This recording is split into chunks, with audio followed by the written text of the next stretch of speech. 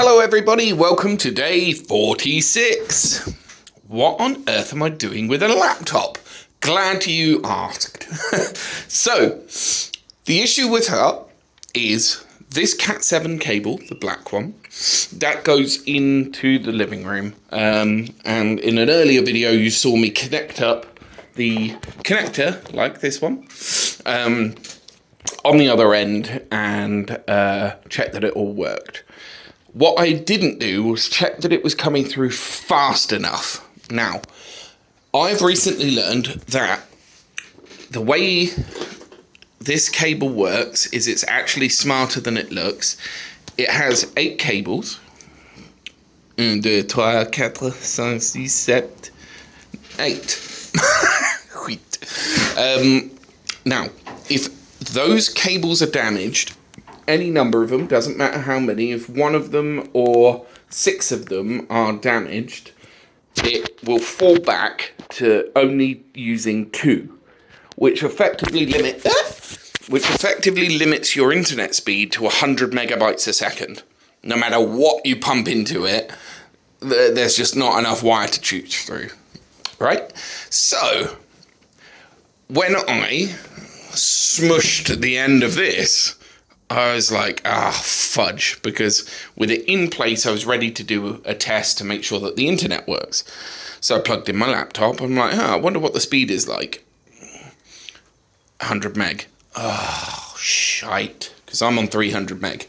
I'm a software engineer. I use the internet all day, every day. I game, blah, blah, blah. If you're paying for more than 300 meg, you're overpaying. You don't need it. That can go in the bin now. So, why is this such a big deal? Because, I'll tell you for why. I've paid a buggering load of money for this. I pay a buggering load of money for my internet. So what can I do? Now, when you install these, it's imperative to keep all of the shielding away from these wires. Make sure that none of the tiny little... Focus, you... Please focus. Okay. Well, you can see a blur there. That's one of the little wires. If any of those get in under there, you'll screw the whole thing, and you'll be down to 2 wires and therefore 100 meg connection. So check that. Trim these off nice and tight, and then most importantly, make sure that the wires are pushed all the way down to the bottom. You're supposed to use, I think it's called an IDC tool. I've got it out just for this. Yeah, IDC tool to push it down. Do you know what I used instead of an IDC tool? The back of a Stanley knife, because it's just a thin bit of plastic. I mean, I can use a thin bit of metal. With that in mind, got it all set up, absolutely beautiful. Got that wrecked end of the cable off, checked it again, 100 meg. Is the cable broken? So I did my nut. I absolutely was panicking, oh my God, what if this is the death of the project, spoiler alert, I need to have insane internet. I can't run a cable like this all the way around because of cost, time, effort, and give a fucks. Plus, being 6 inches away from that, very difficult. Even though they're both armoured and shielded, you would see a huge loss. So I tested the rest of the cables in the house. This bad boy here, my missus uses for work. That's an old CAT5 cable. That thing pumps out, because it's running next to these power cables, that only pumps out 14 meg a second on a bad day and about 25 on a good day. More than enough for her to do her work. She's an accountant. She doesn't need,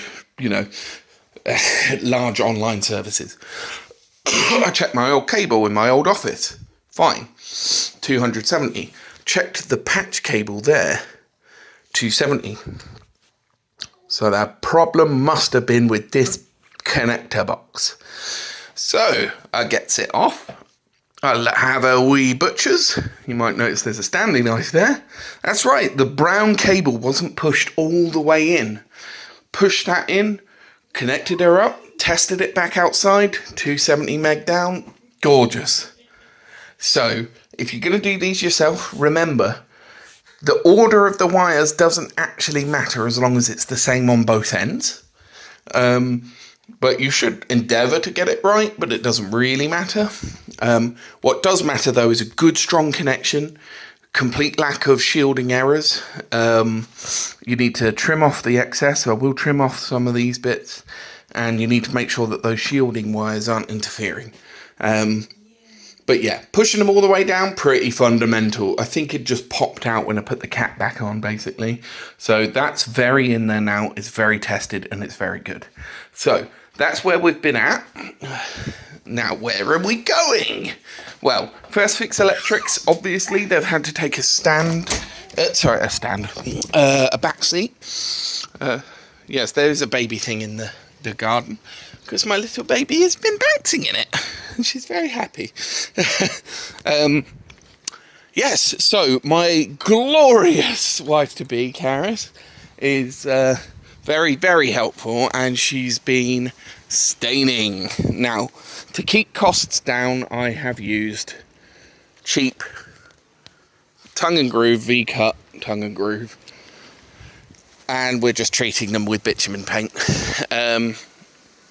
The front will be stained with Ottawa Textrol in rustic oak, not redwood tone like I ordered, so that's coming tomorrow. And I need to send the redwood tone back. Oops. So these have been stained twice, so this is the second coat. So these will be the backs. So don't worry if you think I'm going to make the whole build disgustingly ugly. I'm not. I mean, actually, to be fair, like Mrs. was saying, actually, I kind of like it. I'm like, yeah, no. It was certainly better than the redwood tone we saw. Whoops. So yes, they're going to go on there backwards, and then once it's all on, I will stain them with the new stuff tomorrow. So First Fix Electrics, all done except for just tacking some things to the wall. We've got now added a ring main for the sockets. It's a bit complicated to look at the wires, but just know that two of these wires, one in and one back, right? So one goes out to all the sockets and then it comes back. And that's how you do a ring main. So it eventually forms a ring. Funny that. Yeah, so what we've got, socket here. This one, as I said in my other video, all the wires go around that to avoid the data cable, so that's nice and fast. Got the lights go up from there, power all the way around. We've got, that's a light. That's the heater that's going to go in. So we've got enough cable there for the fuse spur, which is going to live there. The other cables just dip under the box. Then we come around, we've got another socket there. I don't actually have anything to plug into that, maybe the Google Home, but it's nice to have. Come around here, then we go up. I have put one tack in, but then decided it was way too late at night and didn't want to keep making all that noise. Got a loop here for this socket.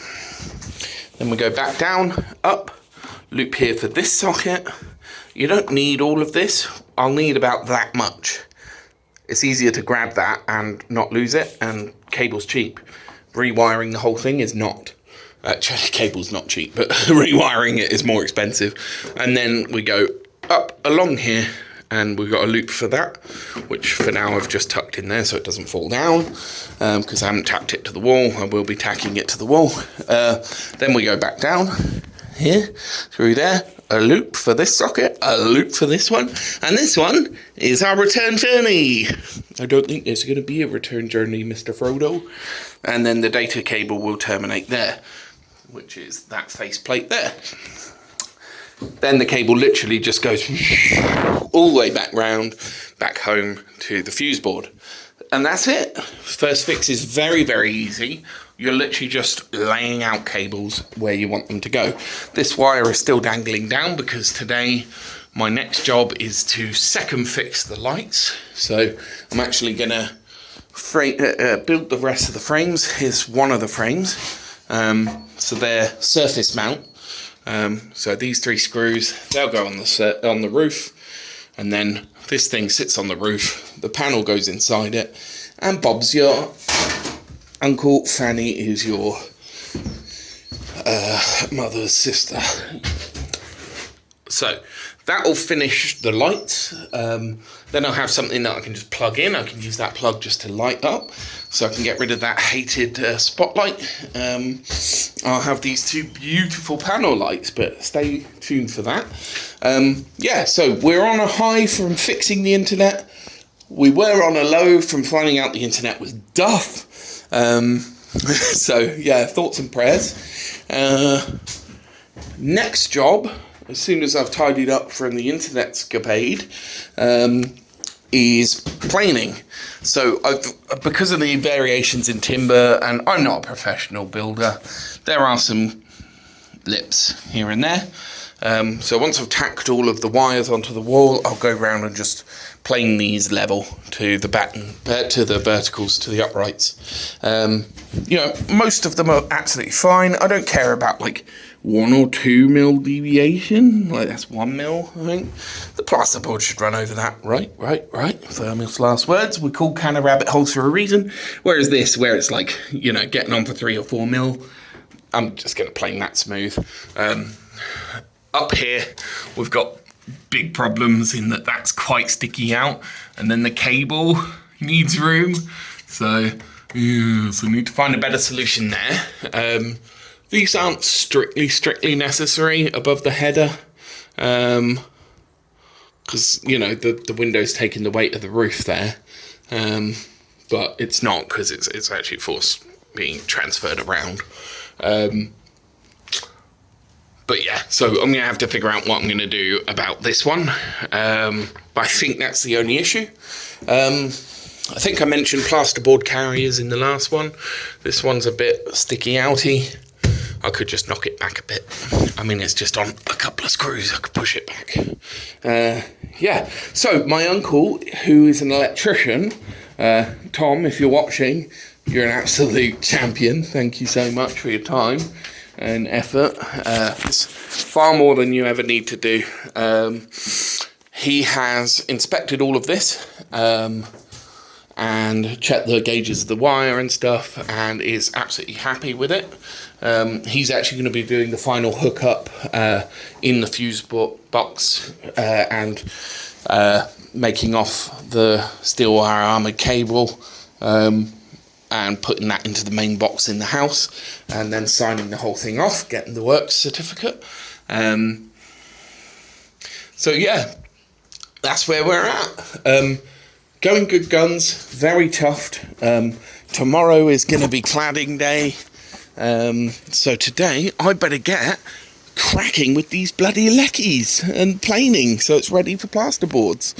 Thank you so much for watching. Chuck us a like. Thank you very much for your comments. It's been really awesome, like hearing from people, like seeing the build progress and actually liking how it's going. Yeah, so that's awesome. Oh, look at her in a little hat. Yeah, I'm really chuffed that people are getting something out of this. So I'll keep making the videos if you keep watching them.